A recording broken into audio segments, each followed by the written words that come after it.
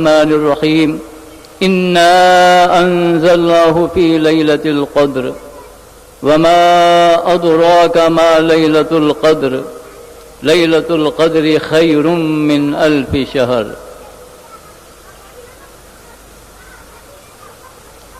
تنزل الملائکۃ والروح فیہا بإذن ربہم من کل امر سلام ہی حتی مطلع الفجر. وقال تعالی فی مقام آخر ان اللہ وملائکتہ یصلون علی النبی یا ایہا الذین آمنوا صلوا علیہ وسلموا تسلیما. اللهم صل على سيدنا مولانا محمد افضل صلواتك وعدد معلوماتك وبارك وسلم صلاة وسلاما عليك يا رسول الله صلى الله عليه وسلم. قابل احترام محترم مولانا عبید بھائی صاحب مدد اللہ العالی اور محترم مولوی اقبال بھائی صاحب مدد اللہ العالی، بزرگان ملت، عزیز بھائیوں، پیارے بچوں اور میری آواز سننے والے محترم ماؤں اور بہنوں، السلام علیکم ورحمۃ اللہ وبرکاتہ.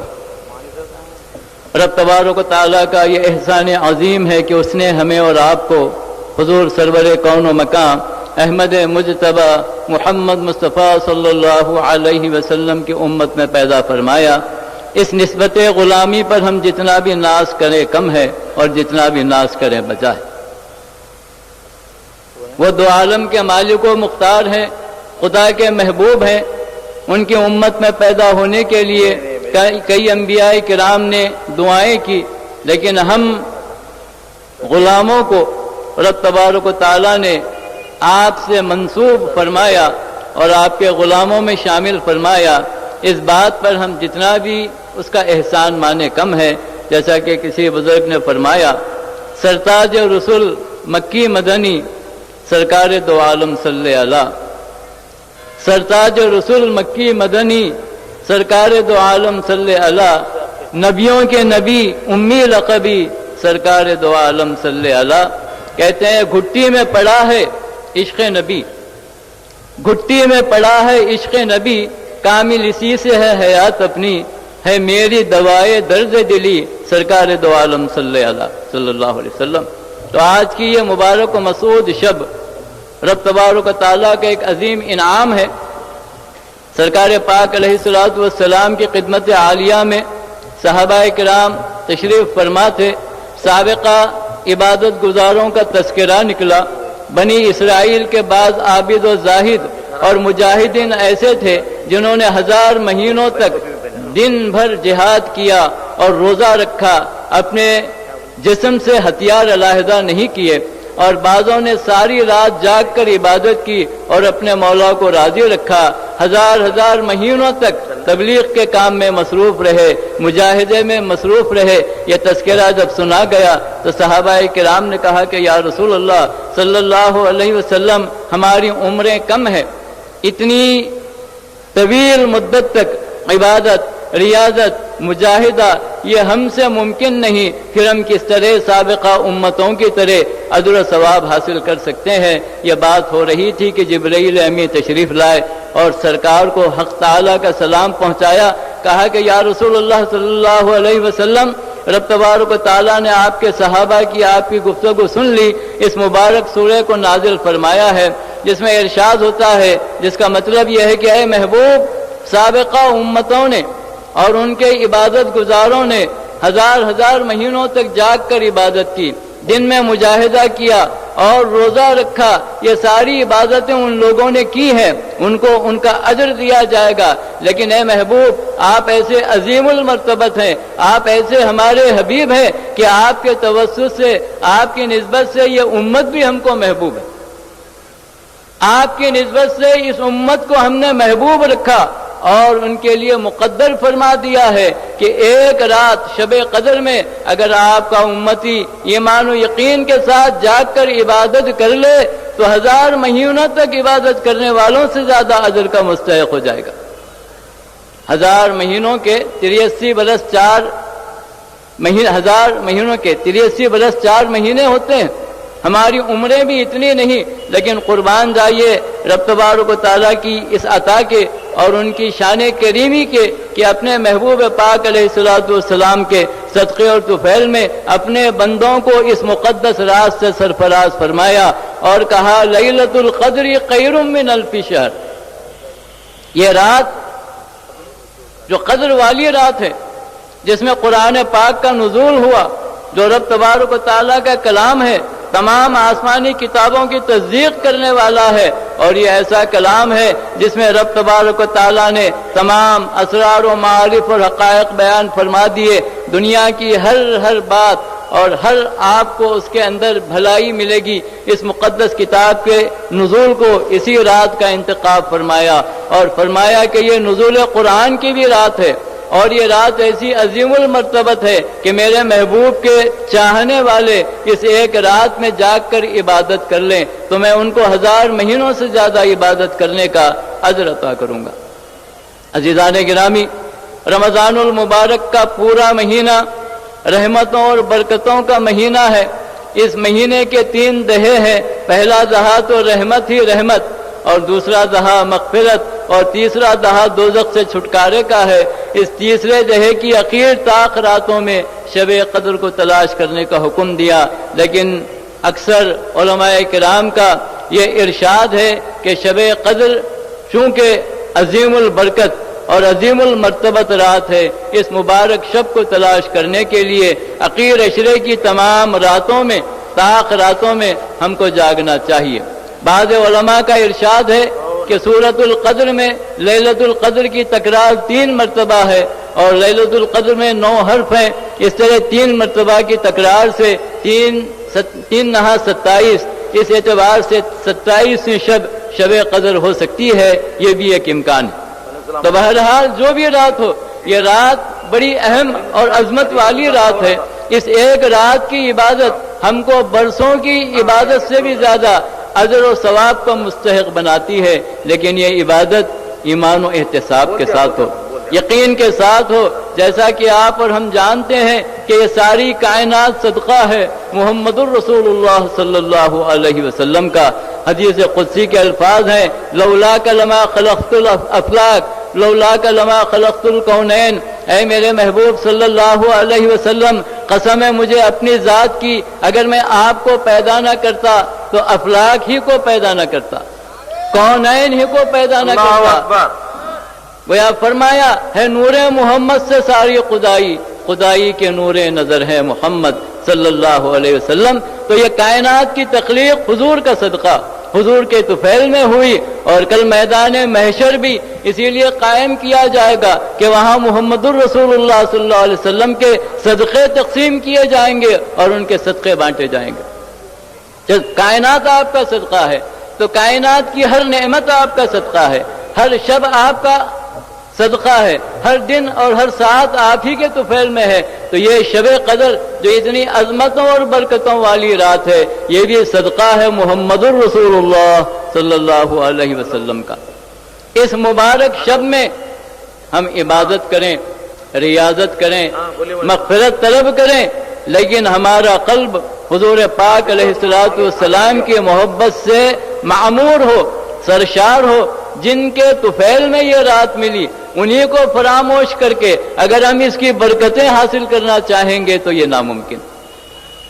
جن کے طفیل میں قرآن عطا ہوا، جو بلکہ جو صاحب قرآن ہے، ان کی محبت کے بغیر آپ کی عبادت، ریاضت اور محنت یہ کام کے قابل نہیں. جیسا کہ بیکل نے کہا یہ جبیں چمک رہی ہے ذرا دل بھی دیکھ زاہد، جو جگہ ہے روشنی کی وہیں روشنی نہیں ہے. سبحان اللہ، سبحان اللہ. قلب حضور کی محبت سے معمور ہو، حضور کی محبت سے منور ہو، تو پھر اس وقت ہماری ہر عبادت رب تبارک و تعالیٰ کے نزدیک قابل قدر ہے.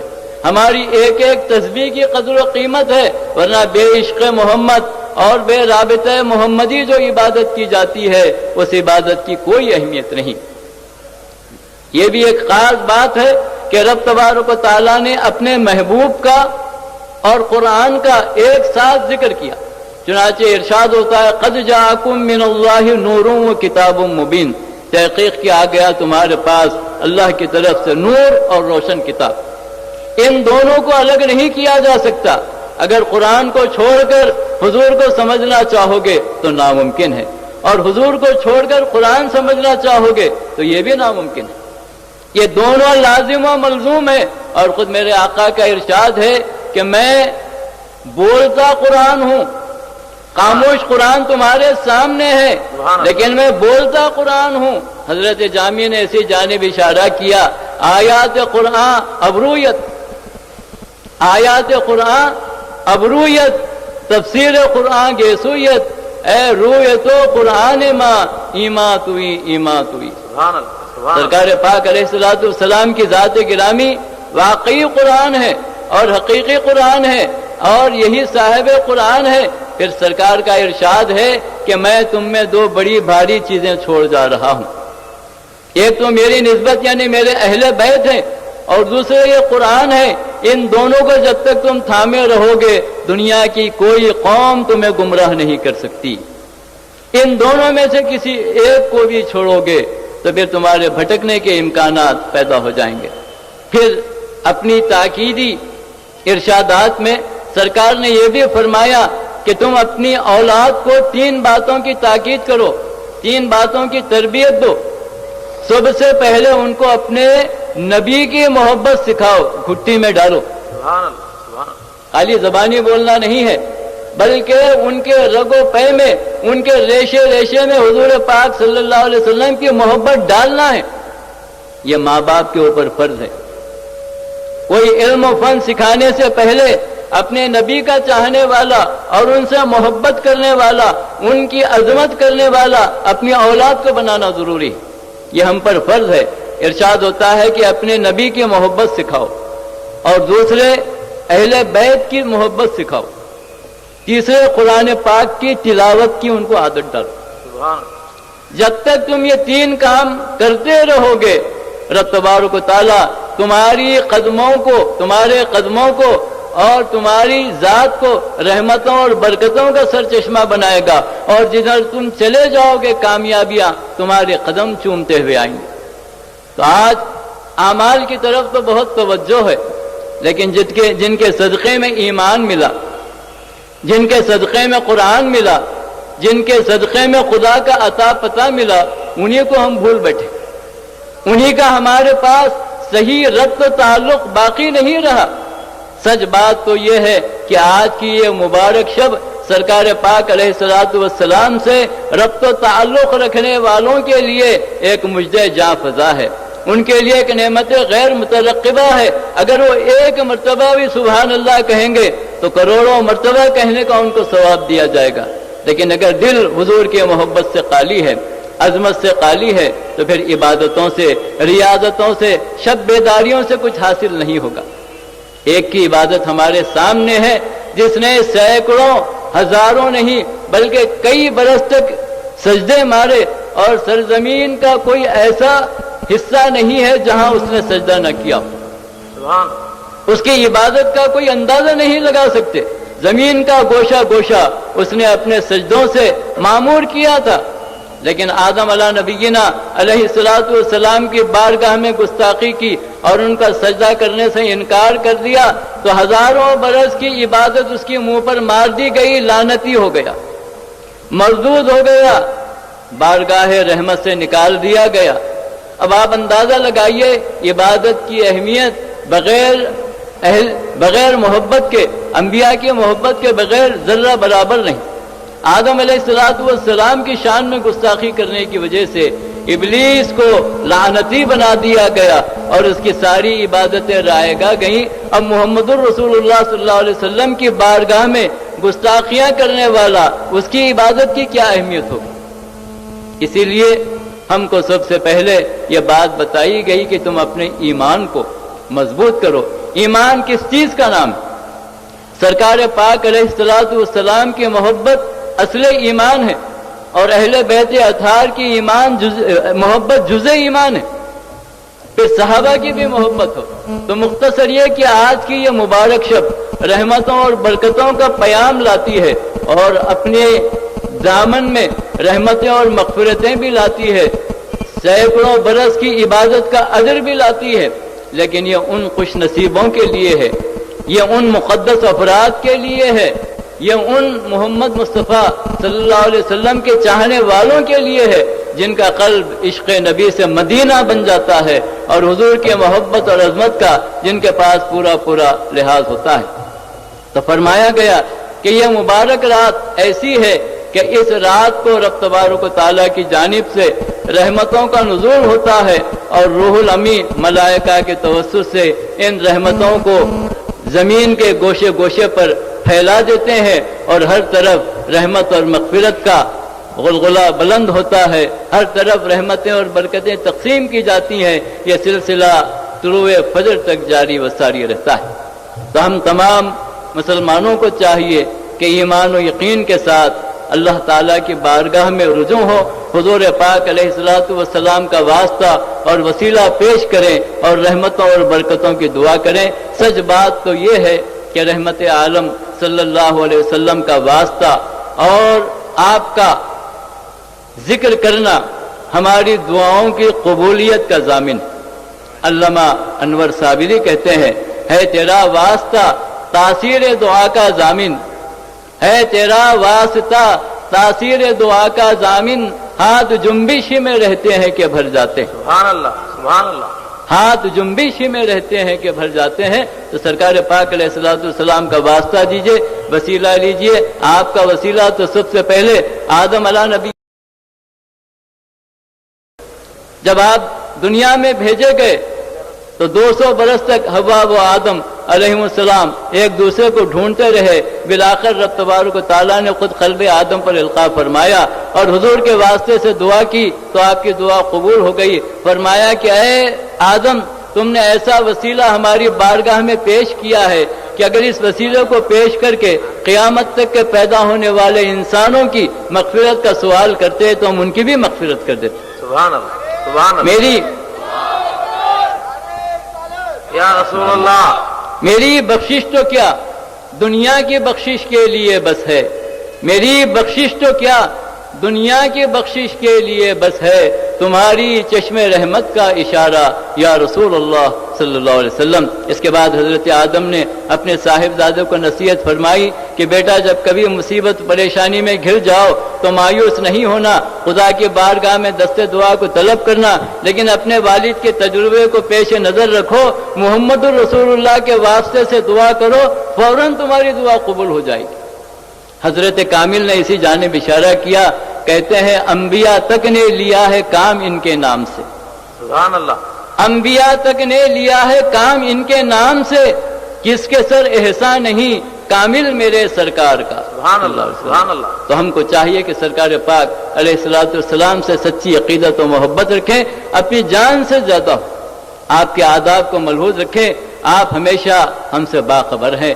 रब तबारक व तआला अपने महबूब के पास हमारी लाज रख ले, इस बात का हमको एहसास करना है। वो सरकार पाक अलैहिस्सलातु वस्सलाम भी उम्मत की जानिब मुतवज्जो रहते हैं। आप वो वाक़या बारहा सुने हैं कि एक मर्तबा एक शख्स अपने वालिद के साथ हज के लिए निकला और रास्ते में वालिद बीमार हो गए, इंतकाल भी हो गया और चेहरा मस्क हो गया। यह हैरान और परेशान था कि मुसाफिरी की आलम में मैं क्या करूं, बाप की मौत ने मुझे और परेशान कर दिया। काफिला तो आगे बढ़ गया था, ये रोकर एक मुकाम पर बैठ गया तो क्या देखता है कि सारा जंगल भीनी भीनी खुशबू से महकने लगा।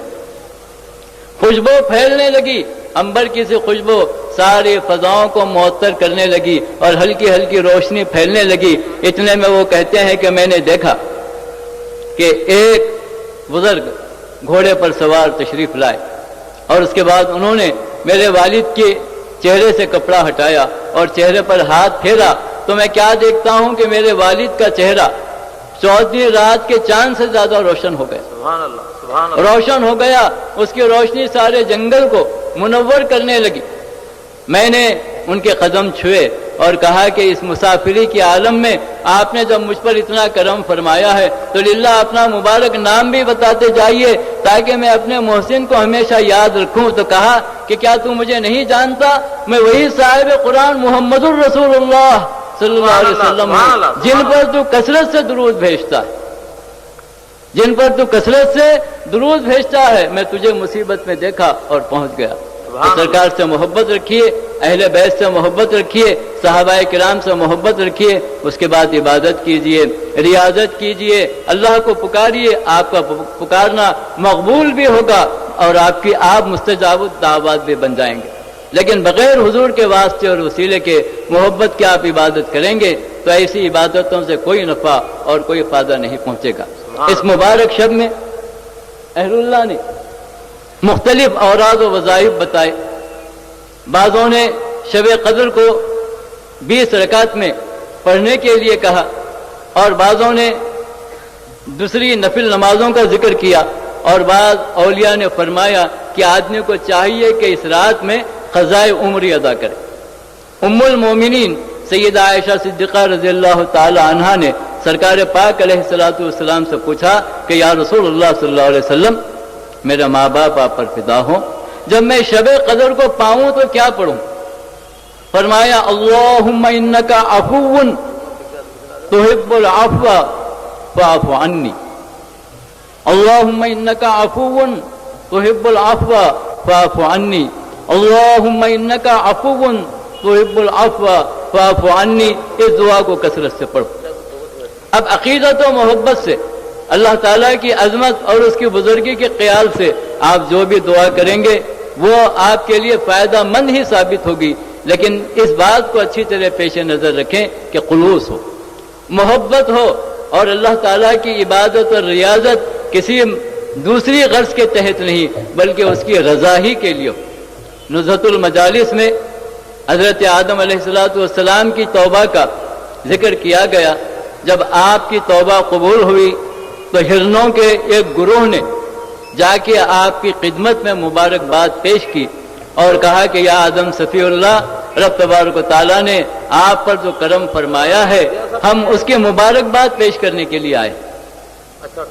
آپ نے ازراہ کرم ان ہرنوں کی پیٹھ پر ہاتھ پھیر دیا۔ یہ جب واپس آئے تو اپنے ہم جنسوں میں ان کی عجیب و غریب کیفیت تھی، جسم سے خوشبو پیدا ہو رہی تھی۔ لوگوں نے یعنی حیرت کا اظہار کیا اور دوسرے ہرنوں کو بھی تعجب ہوا کہ ان کے جسم سے خوشبو کیسے آ رہی ہے۔ پوچھا کہ تمہارے جسم اور پیٹ سے یہ خوشبو آ رہی ہے، اس کا کیا سبب ہے؟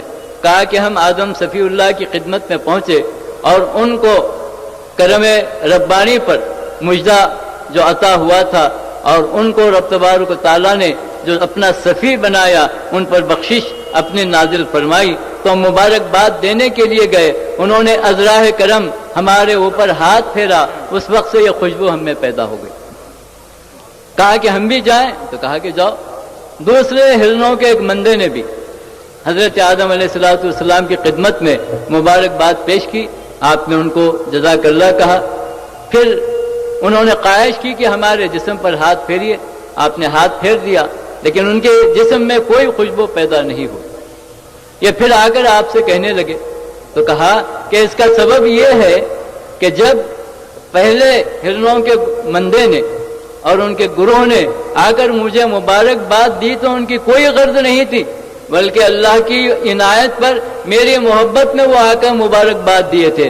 تم نے جو مبارکباد دی ہے یہ خوشبو کی خاطر دی ہے، اس لیے تم میں خوشبو پیدا نہیں ہوئی۔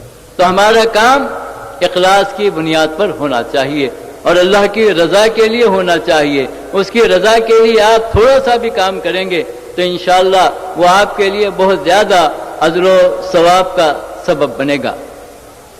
آج کی اس مبارک شب میں ہم کو جو ہدایات ملی ہے وہ یہ ہے کہ سرکار پاک علیہ الصلوۃ والسلام پر کثرت سے درود پڑھا جائے اور درود پاک کے جو مختلف صیغے ہیں ان صیغوں کو ملحوظ رکھ کر ایسے اخلاص کے ساتھ اور خشوع و خضوع کے ساتھ محبت کے ساتھ درود پڑھیں گویا ہم سرکار پاک علیہ الصلوۃ والسلام کو سنا رہے ہیں۔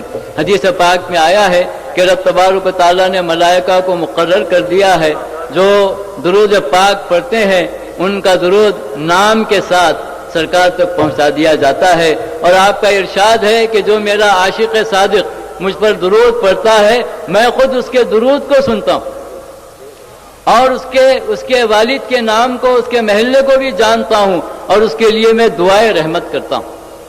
تو ہم کو اس مبارک شب میں زیادہ سے زیادہ درود پاک کا ورد بھی کرنا ہے، کیونکہ یہ وہ وظیفہ ہے جو رب تبارک و تعالیٰ نے اپنی رحمت کے لیے خاص فرما لیا، اور خود وہ اپنے محبوب پاک علیہ الصلوۃ والسلام پر درود و سلام بھیجتا ہے ازراہ کرم، اور وہ سرکار کا وعدہ ہے کہ جو شخص مجھ پر 1 مرتبہ درود بھیجتا ہے، رب تبارک و تعالیٰ اس پر 10 مرتبہ اپنی رحمتیں نازل فرماتے ہیں، اس کے نامہ اعمال سے 10 برائیوں کو مٹایا جاتا ہے، اس کے نامہ اعمال میں 10 نیکیوں کا اضافہ کیا جاتا ہے، اس کے 10 درجے بلند کیے جاتے ہیں، اس کی 10 حاجتیں پوری کی جاتی ہیں، اور رب تبارک و تعالیٰ 10 مرتبہ اپنی رحمتیں نازل فرماتا ہے۔ رب تبارک و تعالیٰ کی ایک رحمت ہی ہمیں سب کچھ عطا کرنے کے لیے کافی ہے، چاہے کہ 10 مرتبہ وہ اپنی رحمتیں نازل فرمائے تو اس کی رحمتوں کا کیا اندازہ ہوگا، اور جو سینکڑوں مرتبہ درود پاک پڑھنے کے عادی ہیں ان لوگوں پر کتنی رحمتیں اور برکتیں ہوں گی۔ تو آج کی شب کی قدر کیجئے، یہ شب قدر ہے۔ اہل اللہ کے پاس تو ہر رات قدر کی رات ہے، ہر دن عید کا دن تھا، کیونکہ وہ ہمیشہ اپنے مولا سے وابستہ رہتے، ہمیشہ اپنے رب سے ان کا تعلق قوی رہتا، کبھی غافل نہیں رہتے تھے، تو ان کی ایک ایک ساعت بھی قدر کی ساعت تھی، ہر رات ان کے لیے قدر کی رات تھی، ہر دن ان کے لیے مبارک دن تھا۔ لیکن ہمارے لیے رب تبارک و تعالیٰ نے اپنے کرم سے جب ایسا عظیم موقع عطا کیا ہے، شب قدر جیسی نعمت عطا فرمائی ہے جس کی مثال سابقہ امتوں میں نہیں ملتی، اس ایک رات کی عبادت 83 سال 4 مہینوں کی عبادت سے زیادہ افضل ہے، تو اس رات کو بہت ہی اہتمام کے ساتھ، بہت ہی احتیاط کے ساتھ ہم کو گزارنی چاہیے۔ پھر اس مبارک اخیر عشرے میں دوزخ سے چھٹکارے کا اور دوزخ سے نجات کا پروانہ بھی ہم کو عطا کیا جاتا ہے، جیسا کہ سرکار پاک علیہ الصلوۃ والسلام نے رمضان المبارک کے مختلف فضائل میں ایک فضیلت یہ بھی بیان فرمائی، اس امت کو جو خصوصیت عطا کی گئی ہے وہ یہ کہ شب قدر کی نوازش علیحدہ ہے، اور آخری جو شب ہوتی ہے شب عید، اس رات کی عنایت کچھ اور ہے۔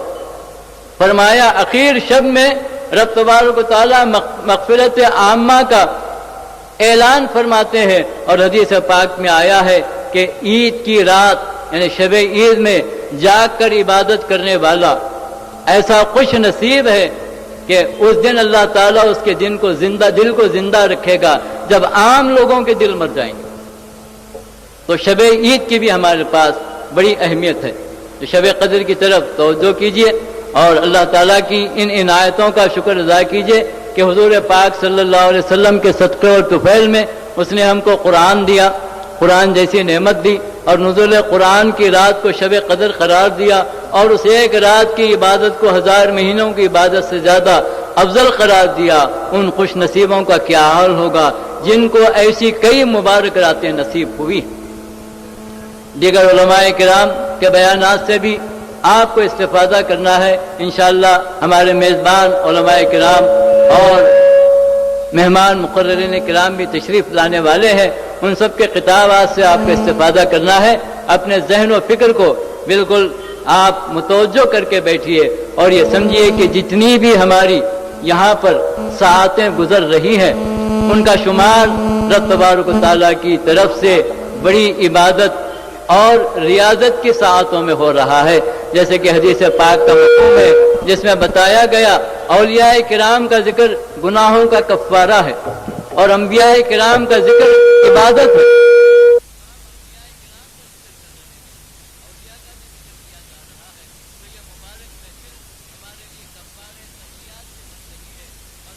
یہاں بیٹھنا ہمارے لیے عبادت کے اجر کے برابر ہے اور عبادت کا اجر بھی ہمیں مل رہا ہے۔ ہمارے اکابرین کے خطابات کو غور و فکر سے سنیے، اس کو اپنے ذہن و فکر میں بٹھائیے اور پھر اس مبارک شب کی برکتوں اور رحمتوں کو پورا حاصل کرنے کی کوشش کیجیے۔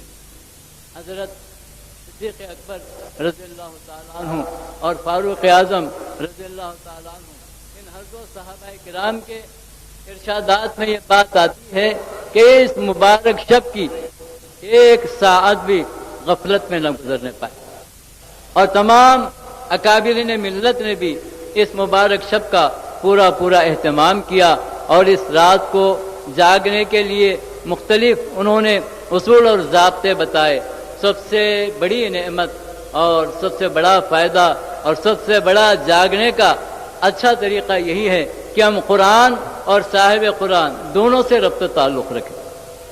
یہ واعظ کی محفل ہے جو ہمارے علماء اہل سنت کی ہے، اس میں صاحب قرآن کا تعارف کرایا جاتا ہے، سرکار پاک علیہ الصلوۃ والسلام کے کمال، آپ کے فضائل و کمالات اور آپ کے معجزات کا ذکر کیا جاتا ہے۔